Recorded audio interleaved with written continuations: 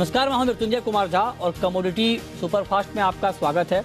सबसे पहले बात करते हैं सोने की और चांदी की। और एमसीएक्स पर सोने का भाव 55,000 के ऊपर चला गया है और अभी भी मार्केट में करीब 90 रुपए की तेजी है और 54,987 का स्तर इस वक्त एमसीएक्स पर गोल्ड में दिख रहा है। और आज गोल्ड ने 55,000 के लेवल को पार किया है। और इंट्राडे में अगर आप देखें तो गोल्ड ने आज 55,040 से ऊपर का लेवल टच किया है इंट्राडे में, और उसके बाद थोड़ा सा नीचे आया है। लेकिन कुल मिलाकर देखें 55,040, जी हाँ एग्जैक्टली 55,40 का लेवल टच करने के बाद थोड़ा सा नीचे आया है। अब सवाल यह है कि क्या गोल्ड यहाँ से ऊपर जाएगा, क्या इस भाव पर बाइंग करना ठीक है, ये बताने के लिए अमित सजेजा हमारे साथ इस वक्त जुड़ रहे हैं। अमित जी, बहुत स्वागत है आपका। क्या इस भाव पर 55,000 के आसपास गोल्ड में बाइंग करना ठीक है या आपको लगता है कि एक प्रॉफिट बुकिंग का भी रिस्क रहेगा? जी नमस्कार मृत्युंजय जी।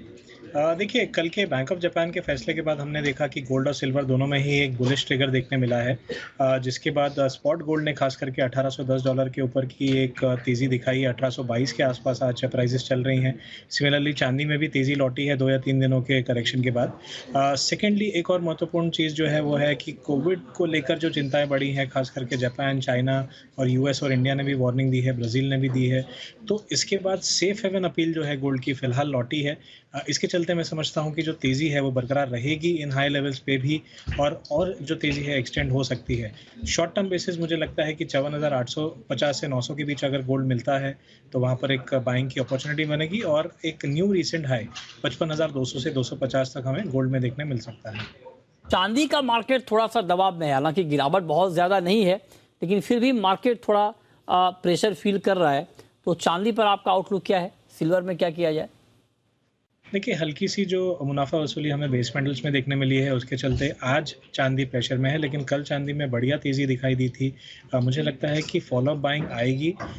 ये ज़रूर है कि 69,000 से 69,100 तक हम प्राइसेस को एक बार फिसलता हुआ देख सकते हैं, लेकिन वो एक फ्रेश बाइंग अपॉर्चुनिटी की तरह लिया जा सकता है।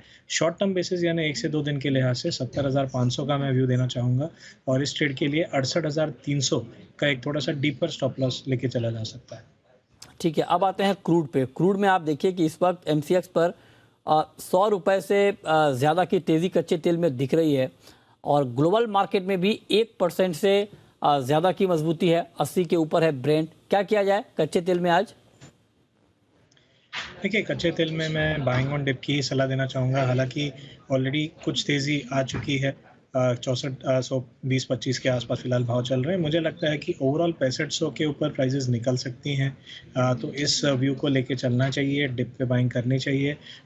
जो कल इन्वेंट्री डेटा हमने एपीआई का तो देखा 3 मिलियन से ज़्यादा डिक्लाइन आई है और ख़ास करके आगे चल के जो ग्रोथ फिगर्स दी है नेक्स्ट ईयर में 1.7 मिलियन बैरल्स की बढ़ोतरी हो सकती है डिमांड में।